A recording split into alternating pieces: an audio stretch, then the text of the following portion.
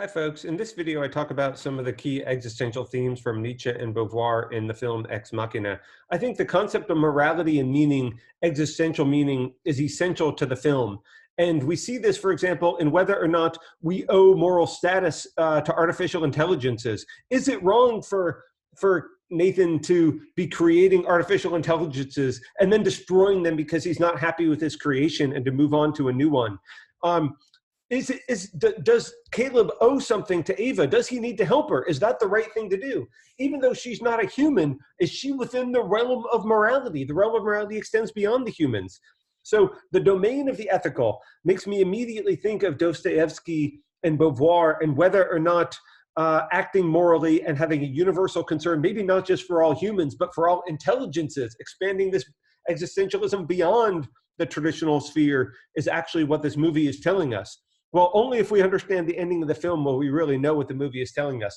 But let me say, besides these moral elements, I think the first thing I think of is whether or not the film was Nietzschean or not. Because I think that Nathan is an incredibly Nietzschean character. Even though he is a religious symbolically coded religious figure as being really Yahweh, the God of the Old Testament, I mean, it is no mistake that we have all these Old Testament names in the film, in my opinion: Caleb, Nathan, Ava. So this symbolism is very straightforward. But I think Nathan's whole attitude is deeply Nietzschean. He is the creator, for example. He is the exemplary human who is doing amazing things and transcending morality, perhaps, creating these machines and then destroying them and not having a care for it. This is precisely the Nietzschean exemplary person who is beyond good and evil. And especially in his talk of evolution and this continuum of life, which we have to keep transcending, has so many Nietzschean elements to it. Just viewing humanity as on a continuum with lower intelligences and greater potential intelligences in the future is a really Nietzschean theme. So, for example, here's some Nietzschean quotes about that tie in with this. The idea that life is about perpetuating itself and surpassing itself. And Nietzsche continually pushes people to surpass their current selves, ties right in with those lines from Nathan about the continuum of existence. Also, the idea that Nathan is deeply imbued and just seeks power in his life. He is like the embodiment of the will to power. In his incredibly successful tech company, to the way in which he lives his own life, and now trying to push the boundaries which other people cannot even conceive of in his new artificial intelligence project.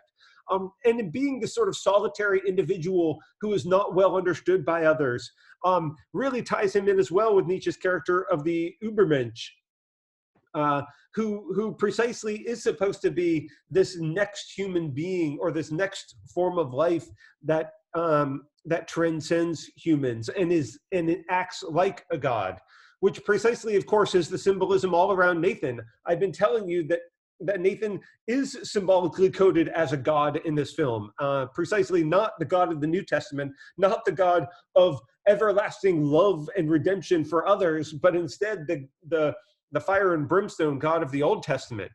And these ways in which we have competition and evolution comes out in one more bit of dialogue I'll show you, when he talks about this continuum and the ways in which AIs will look back on us as, foolish beings who are just one step on the way to them, and how we just are going to be go extinct someday. This is all precisely what Nietzsche says about the Übermensch, and how the Übermensch will look back on earlier humans as foolish people who really were just a step on the way to what they have become. So when Nietzsche tells us to become creators of our own meaning, and I think that's what Nathan is doing, and even that is what and Nathan's vision of what the potential future is precisely Nietzsche's vision of the Übermensch too. Now, of course, I think Nathan is a Nietzschean character, but Nathan, remember, is not the hero of this film, and so in many ways, although I think the film has this deep understanding of Nietzsche, the film does not endorse it whatsoever. And in fact, I will try to argue in this video a little bit, but also in another video, I think the film is deeply Beauvoirian, and it's the champions Beauvoir over Nietzsche as the fundamental duality of the film. I'll talk I'll talk mostly about the ethics of ambiguity when I discuss the ending in another video. I'll say something here about the second sex because it's amazing to me that so many deeply Beauvoirian elements come forward in this movie. Beauvoir's most famous line from the second sex is this idea that one isn't born a woman but becomes one. And it's so amazing because the character Ava in some ways is gendered female in the film and is a gendered AI character. But that's in a sense, I think the film shows us that her gender is in many ways constructed by the social constraints of the movie, in particular, the projections of the male characters. So whether or not some artificial intelligent robot would necessarily be male or female is not something the film presupposes. And if you look at the screenplay and the things that Garland has said about the film, for one thing, he's been a bit contradictory, and it's a bit messy to trust interviews with the filmmakers. I think the film does have to stand alone. So we don't need to let the director of the film tell us what the film means. Oftentimes, artists aren't the best arbiters of the meaning of their own art. But nonetheless, I think he has a deep understanding of what some of the themes of the film is. So even though he doesn't have the final word, he's at least an expert on the film to some degree. And he doesn't think that the character Ava is completely or neutrally gendered, but becomes gendered throughout the actions and the assumptions of the other characters. And in many ways, I think that is just a deeply Beauvoirian perspective. And the way in which her character literally takes on the form of a human by garbing herself in the skin, and then dressing and constructing her hair and her appearance. There's so many ways in which the concept of gendered is viewed as socially constructed in this film, not just for the character of Ava, but the same thing is of course true for the character of Kyoko. And we see this allegiance between them. It is so important that they are both the AIs that are considered female, and the two male characters are humans, and they are pitted against each other. And in fact, at the end of the film, it is a war between them.